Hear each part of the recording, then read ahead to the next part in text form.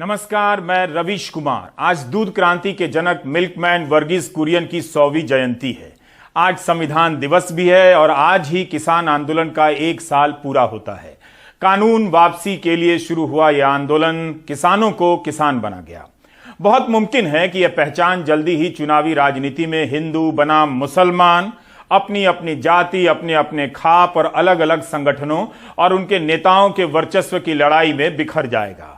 लेकिन इस 1 साल के दौरान किसानों ने उस पहचान को जी भरकर जिया है जिसे किसान कहते हैं। जो पहचान बेहद रस्मी और उबाऊ हो गई थी कि ये हमारे अन्नदाता हैं, विधाता हैं। किसानों ने देख लिया कि सत्ता और नेता उन्हें जरूरत के हिसाब से अन्नदाता कहते हैं और जब जरूरत खत्म होती है उसी अन्नदाता को आतंकवादी भी कहते हैं। एक ऐसे दौर में जब आंदोलनों का मजाक उड़ाया जाने लगा था, किसान आंदोलन ने सभी आंदोलनों को गंभीरता प्रदान की है। आपको याद नहीं होगा, लेकिन याद दिला दे रहा हूं।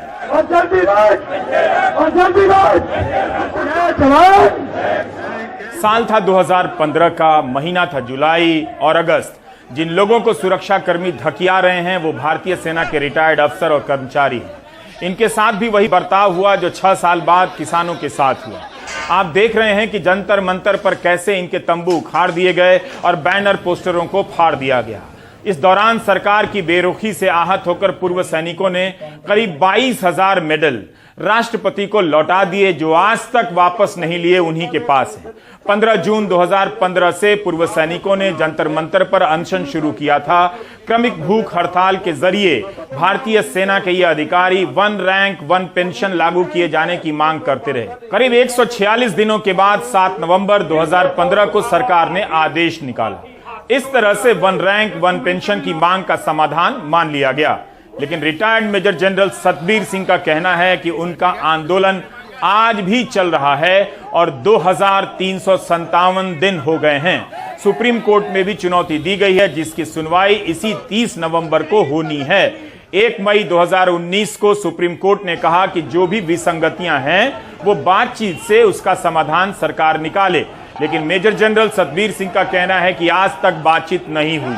यह याद इसलिए दिला रहा हूं कि व्हाट्सएप में यह मीम देखा जिसमें लिखा है कि मैं सिपाही हूं और किसानों से खुद को अलग कर रहा हूं। अंग्रेजी में है, मैं अपने देश को ब्लैकमेल नहीं करता। इस तरह का मैसेज व्हाट्सएप की दुनिया में चुपके चुपके जो भी फॉरवर्ड कर रहे हैं वो सेना के इन अधिकारियों के बयान को सुन लें।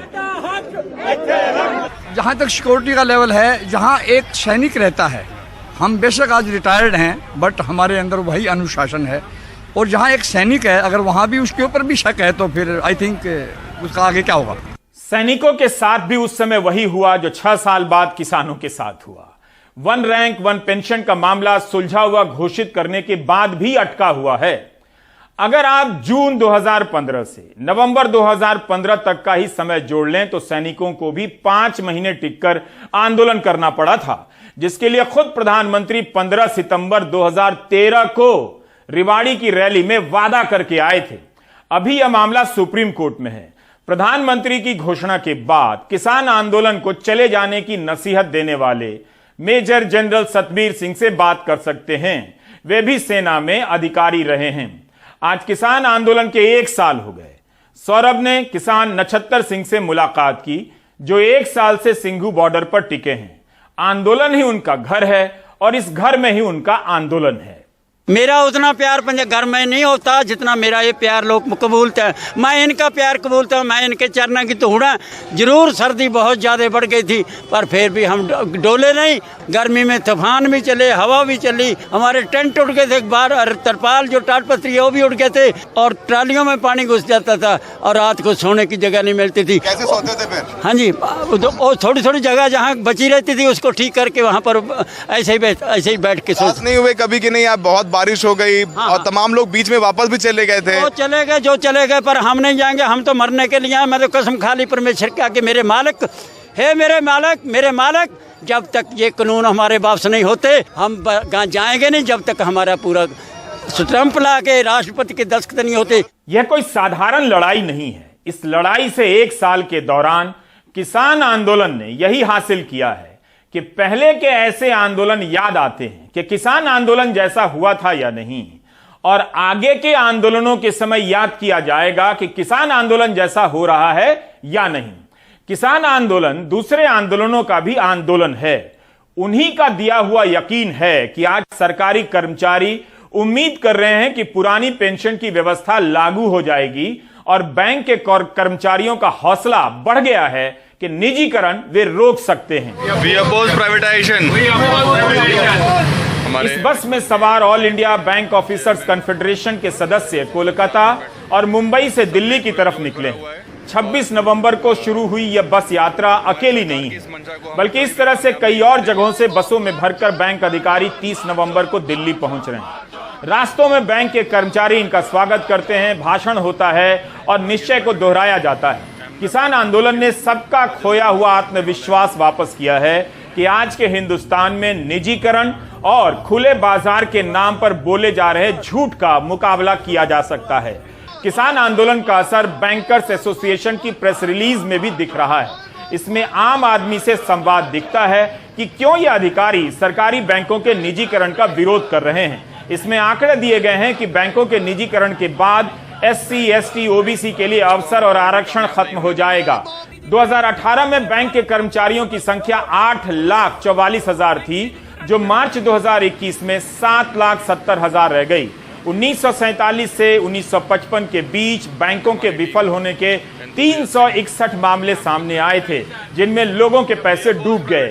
यही कारण था कि बैंकों का राष्ट्रीयकरण करना पड़ा।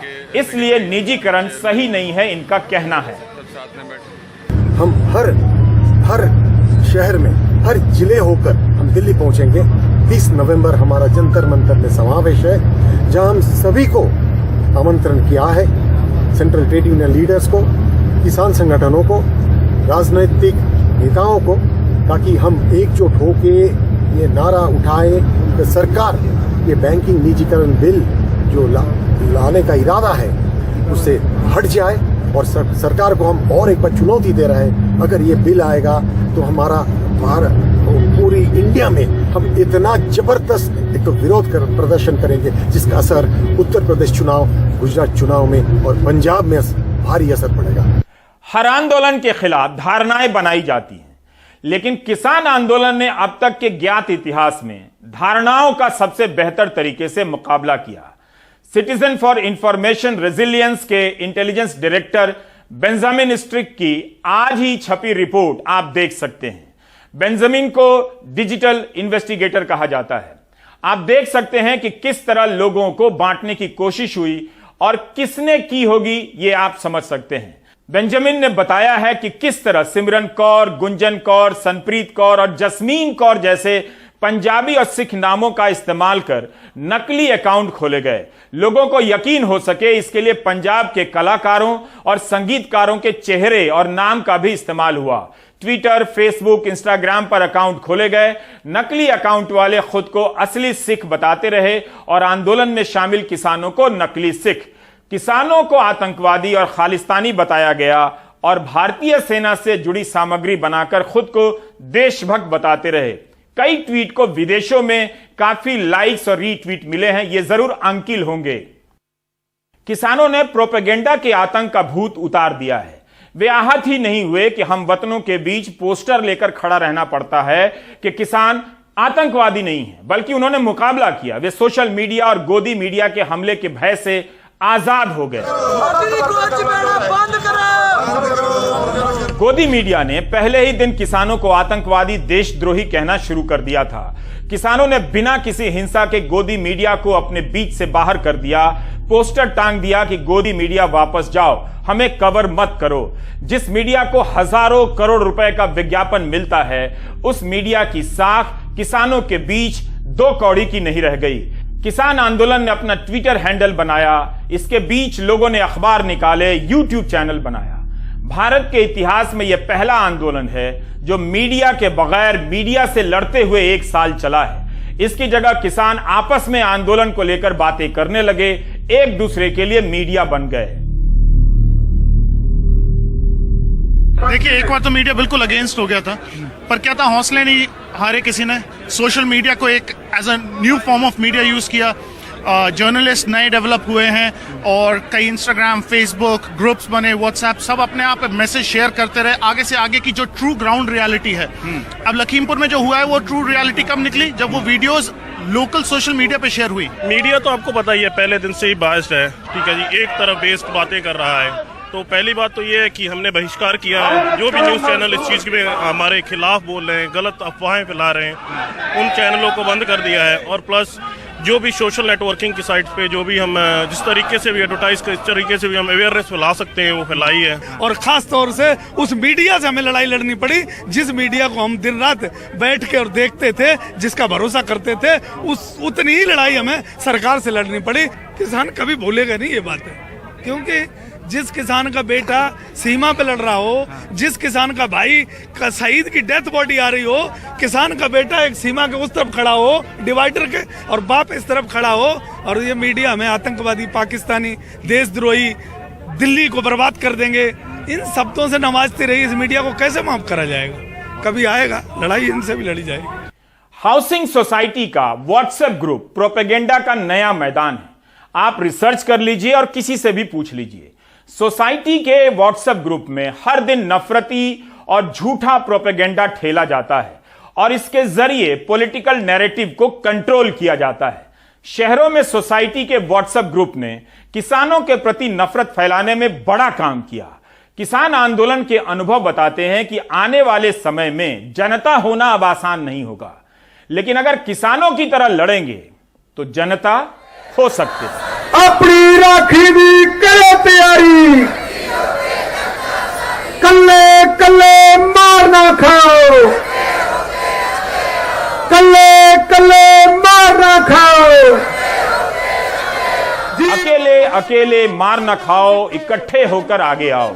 ये नारा लग रहा है टिकरी बॉर्डर पर। यहां भारतीय किसान यूनियन एकता उग्राहा ने गदरी बीबी गुलाब कौर नगर ही बसा लिया है। इस बड़ी रैली में कोई भी लाभार्थी की तरफ बसों में लाद कर नहीं लाया गया है, मगर मीडिया की नजरों से दूर यहां आंदोलन की सांगठनिक तैयारी अलग ही स्तर की देखी जाती है। यहां महिलाओं की भागीदारी और उपस्थिति काफी दिखती है। उधर गाजीपुर में गेहूं की बुवाई का सीजन होने के बाद भी किसान बड़ी संख्या में जमा हुए। इस एक साल में आंदोलन को लेकर किसानों का धीरज बढ़ता ही जा रहा है। वे जाने की जल्दी में नहीं हैं, बल्कि न्यूनतम समर्थन मूल्य की गारंटी चाहते हैं। जिन 700 किसानों की मौत हुई उनके लिए मुआवजा चाहते हैं और मुकदमे वापस चाहते हैं। हर सरकार के दौर में बार बार ठगे जाने वाले ये किसान इस बार किसी आश्वासन पर नहीं, अपने आंदोलन पर भरोसा करना चाहते हैं। इसलिए आज सिंघू बॉर्डर, गाजीपुर बॉर्डर और टिकरी बॉर्डर पर फिर से किसान बड़ी संख्या में जमा हुए। सिंघू बॉर्डर पर पंजाब के अलग अलग जिलों से कई सौ ट्रैक्टर इस आंदोलन में पहुंचे।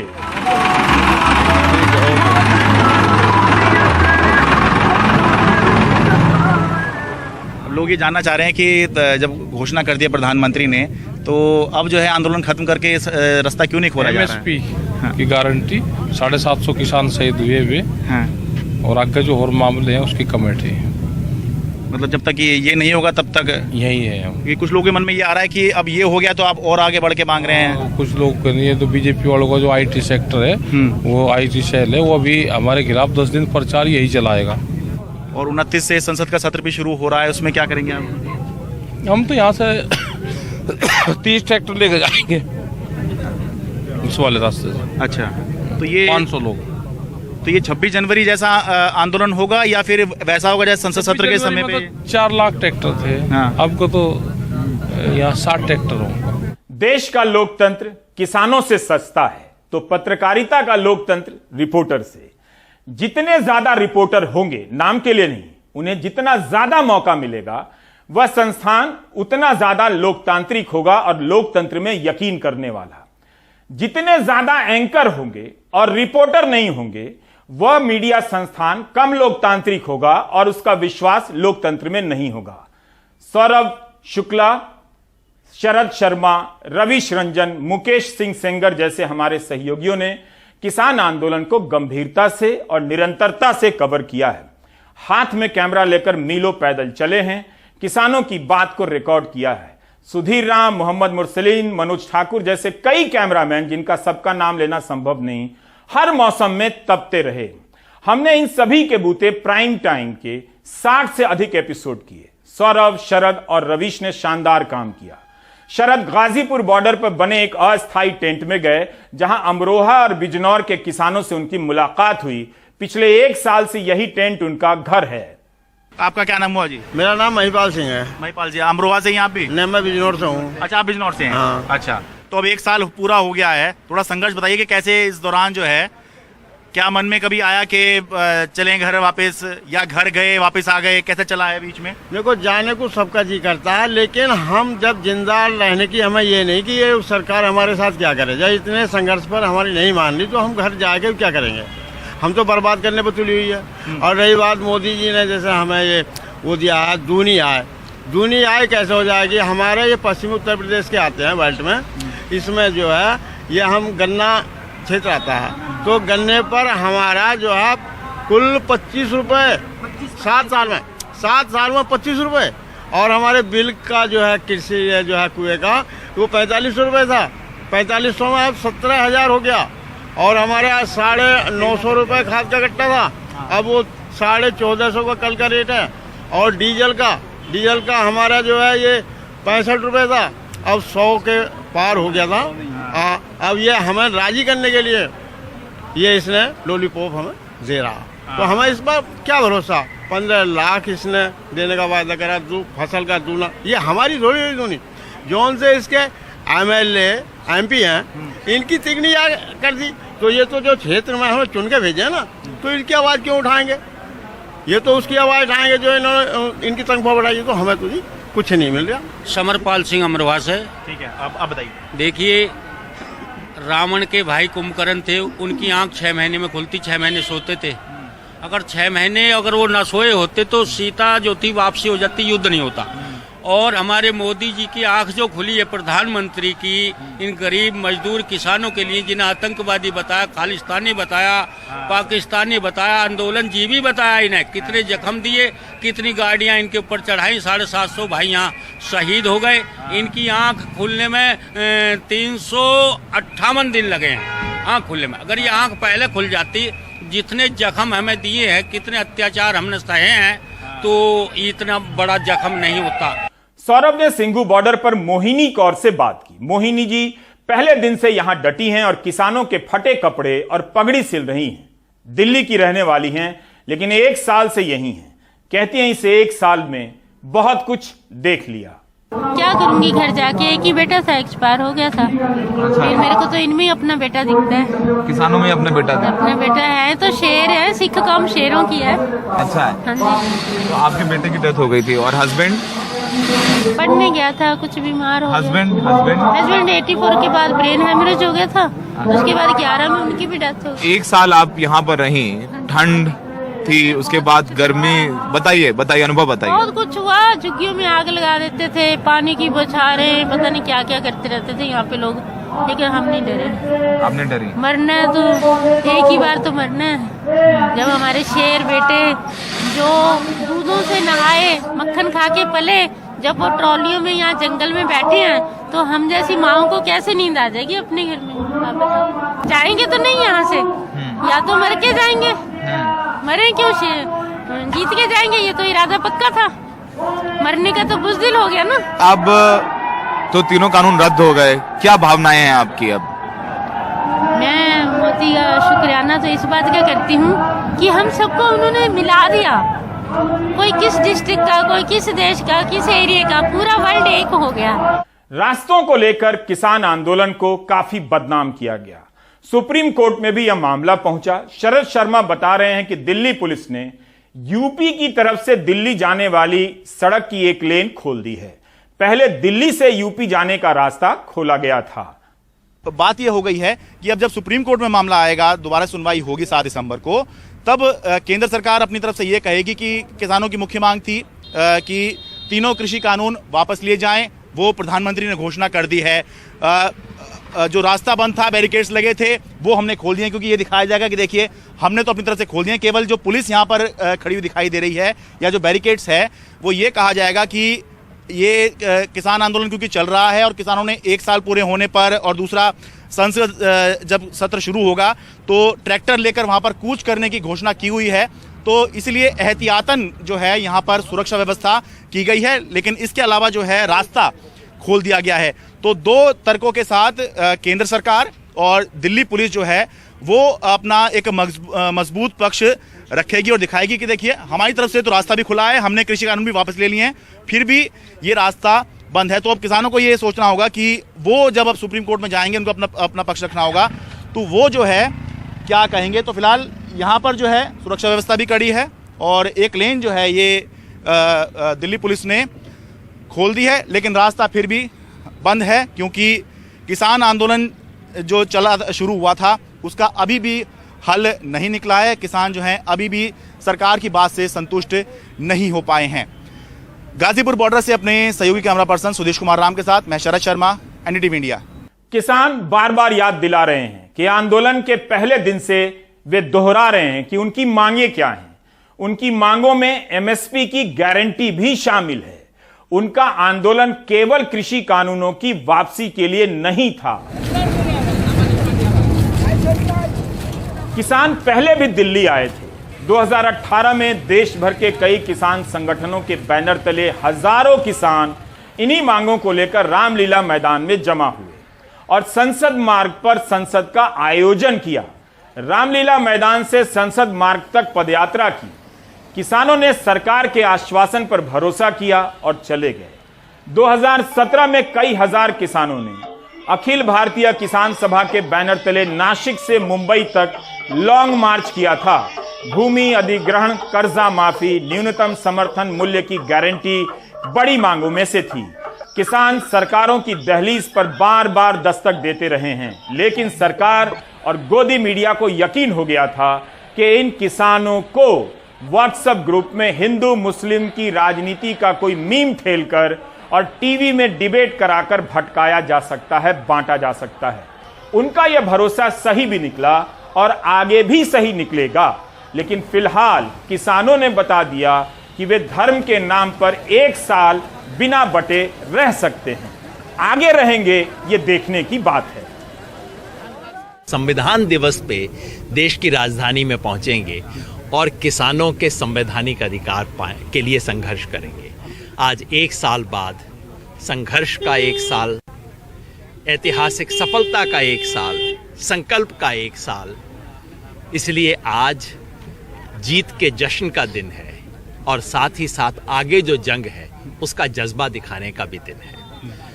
मैं समझता हूं कि आने वाले 50-100 साल तक ये एक साल याद किया जाएगा, क्योंकि इस एक साल में किसान ने स्थापित किया कि वो इतिहास के कूड़ेदान में नहीं है, वो इस देश का वर्तमान और भविष्य है। इस एक साल में किसान ने अपना खोया हुआ आत्मसम्मान पाया, किसान ने अपनी राजनीतिक हैसियत का एहसास किया, किसान ने अपनी एकता स्थापित की। खेती की समस्याओं पर बात होनी चाहिए और भाषण में नहीं, मेज पर होनी चाहिए। सरकार ने अभी तक बातचीत का कोई संकेत नहीं दिया है। राजनीति इन मुश्किल सवालों से भागने लगी है। उसे इन सवालों से भागने का एक नया रास्ता दिख गया है। वो रास्ता धर्म का है। इसलिए आजकल हर दल के नेता धार्मिक कार्यक्रमों के जरिए इन सवालों को धक्का देने में लगे हैं। जनता के हित से ज्यादा धर्म के हित को लेकर नेता बन रहे हैं। यूपी का चुनाव आ रहा है। थोड़े दिनों में आप भूल जाएंगे कि यह चुनाव नीतियों को लेकर है या धर्म के गौरव को लेकर, और आप रोक नहीं पाएंगे, क्योंकि आप किसान नहीं हैं, आप एक दर्शक हैं। आप एक ब्रेक ले सकते हैं, ब्रेक ले लीजिए।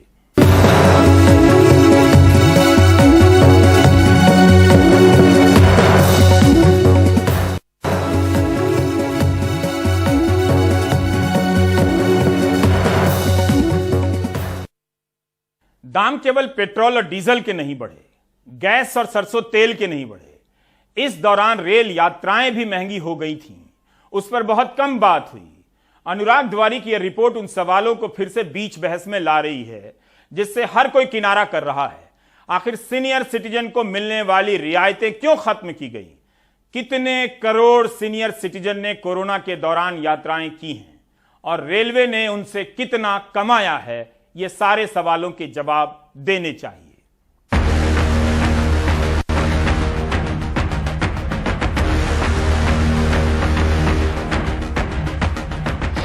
कोरोना काल में बहुत कुछ बदला। कोरोना संक्रमण में दूसरी लहर के खत्म होने के बाद भी देश के पहले पीपीपी मॉडल पर बने स्टेशन का नाम हबीबगंज से रानी कमलापति हो गया, लेकिन नहीं बदली तो वहां खड़े वरिष्ठ नागरिकों की किस्मत। एक तो इन सेवानिवृत्त लोगों के पास आय का कोई ठोस जरिया नहीं है, ऊपर से रेल के सफर में रियायतें बंद। 62 साल के बीएचईएल से रिटायर्ड विजय कुमार को 12,000 की पेंशन मिलती है। 6 लोगों का परिवार है, बच्चे अभी तक बेरोजगार हैं। पुणे जाना है, कहते हैं दोगुना किराया चुका रहे हैं। 900 की टिकट वैसे भी 1200 तक जा पहुंची है, रियायत मिलती तो सफर 500 में पूरा हो जाता। ये तो मुश्किल थे, कभी अगर हमारा प्रोग्राम अर्जेंट बनता है तभी जा पाते, वरना रेल में हम बैठे नहीं 2 साल से। कोरोना काल के अंदर से हम 2 साल तक अभी तक बैठे नहीं। ये बंद कर दिया तो सीनियर सिटीजन का तो और मुसीबत हो गई हमारी। तो 75 साल के बीएचईएल से रिटायर्ड एसके श्रीवास्तव को रायपुर जाना है। पहले AC 3 में जाते थे, अब स्लीपर की टिकट ले रहे हैं। पहले हम AC 3 में जाते थे, आधा किराया लगता था, अब स्लीपर पे जा रहे हैं। स्लीपर में पूरा किराया लग रहा। पेंशन तो लिमिटेड मिलती है, पैसे ज़्यादा लगेंगे, अब आने जाने में परेशानी। बेड रोल अगर नहीं मिल रहे हैं तो साथ में अपना चद्दर वगैरह, पिलो वगैरह लेके जाना पड़ता है, और खाने के भी अपने इंतजाम अपना स्वयं करना पड़ता है। पहले सुविधाएं थी वो मिलना शुरू की जाए, अब तो कोरोना का जो बहुत ज़्यादा था वो अभी ख़त्म है। कोरोना प्रोटोकॉल और महामारी के चलते 20 मार्च 2020 को रेलवे ने कुछ लोगों को छोड़कर बाकी श्रेणी के लिए रियायतें बंद कर दी। कहा गया कि लोग रेल यात्रा कम करें, इसलिए छूट वापस ली गई है। लेकिन नीमच के रहने वाले चंद्रशेखर गर्ग ने जब RTI की मदद से रेलवे से पूछा कि वैक्सीन के दोनों डोज ले चुके वरिष्ठ नागरिकों को कब से रियायत मिलेगी और इस बारे में रेलवे बोर्ड की कोई बैठक हुई है, तो रेलवे ने इसे काल्पनिक सवाल बताया। लेकिन ये माना कि 22 मार्च 2020 से सितंबर 2021 के बीच 3,78,50,668 वरिष्ठ नागरिकों ने ट्रेनों में यात्रा की है। रेलवे से मेरी एक अपील है कि ऐसे सभी वरिष्ठ नागरिक जो कि फुल्ली वैक्सीनेटेड हो चुके हैं, जिन्हें कोविड के दोनों टीके लग चुके हैं एवं रेल यात्रा करना चाहते हैं, उन सभी वरिष्ठ नागरिकों को रेल टिकट किराए में मिलने वाली रियायत का विकल्प मिलना चाहिए। ये रियायत उन लोगों के लिए एक बड़ी मदद होगी जो कि यात्रा करना चाहते हैं परंतु किराए का भार उठाने में उतने सक्षम नहीं हैं। सीनियर सिटीजन आज इस स्थिति में होता है कि पेंशन के भरोसे जीता है। उसकी पेंशन की जो है डिपॉजिट्स पर इंटरेस्ट रेट घट के 2.9% पर आ गया है और उसको अब जो दूसरी परिवहन की कोई सुविधा नहीं है सिवा रेल के कि जो पब्लिक ट्रांसपोर्ट का काम करती हो, और उसमें भी इस तरह की जो उनके बेनिफिट्स छीने जा रहे हैं, ये बहुत दुर्भाग्यपूर्ण है। इसकी निंदा की जानी चाहिए और हम मोदी सरकार से मांग करेंगे कि इनको तत्काल बहाल किया जाना चाहिए। मार्च 2020 से पहले 58 साल से ज्यादा उम्र की महिलाओं को 50% और 60 साल से ज्यादा उम्र के पुरुषों को किराए में 40% रियायत मिलती थी। एक और दिक्कत मंथली सीजन टिकट वालों की है, जिन्हें नजदीकी शहर या कस्बों में रोज नौकरी मजदूरी के लिए जाना होता है। पहले जो डेली अप डाउन के लिए MST सर्विस होती थी, जिसके थ्रू हम एक बजट में ही हमारा काम कर लेते थे, पर अब हमें जो डेली सर्विस वाले उनको डेली टिकट बुक करना पड़ता है और जिससे हमें मतलब ज़्यादा फंड लगता है। पहले पास MST जो बोलते थे अपन, वो बनती थी तो अपन मतलब यहाँ से 30 किलो या 40 किलोमीटर जाते थे तो रोजाना मजदूरी करके आ जाते थे, पर अब ये ऐसा नहीं हो रहा है सर। डबल किराया हो गया सर, और अपन मजदूरी करते हैं 100 रुपये 200 300 बस। अपन गरीब आदमी तो कहाँ से आने जाना, इतना पैसा कहाँ से लाएंगे सर। हालांकि भोपाल मंडल अगस्त से अब तक 7 जोड़ी ट्रेनों में मासिक त्रैमासिक सीजन टिकट शुरू कर चुका है, लेकिन यात्रियों को उम्मीद और ज्यादा ट्रेनों की है। ये हबीबगंज का बोर्ड हट गया, कमलापति लग नहीं पाया। खैर, इस मामले में यानी रियायत के मामले में हमने रेलवे से कैमरे पर उनकी प्रतिक्रिया जाननी चाहिए, लेकिन कोई प्रतिक्रिया नहीं मिली। 2 दशकों से लगभग रेलवे की कोई ना कोई समिति इन रियायतों को हटाने की बात करती रही है, यानी रियायतें उन्हें अखरती रही हैं। खैर, एक सवाल ये भी है कि जब कोरोना काल के बाद सारी पाबंदियां हट गई हैं, मॉल जिम सब कुछ खुल गए हैं, राजनीतिक रैलियां हो रही हैं, तो फिर क्या कल्याणकारी राज्य में वरिष्ठ नागरिकों को उनका हक नहीं मिलना चाहिए? भोपाल से कैमरा पर्सन रिजवान खान के साथ अनुराग द्वारी, NDTV इंडिया। आप देख रहे थे प्राइम टाइम। नमस्कार।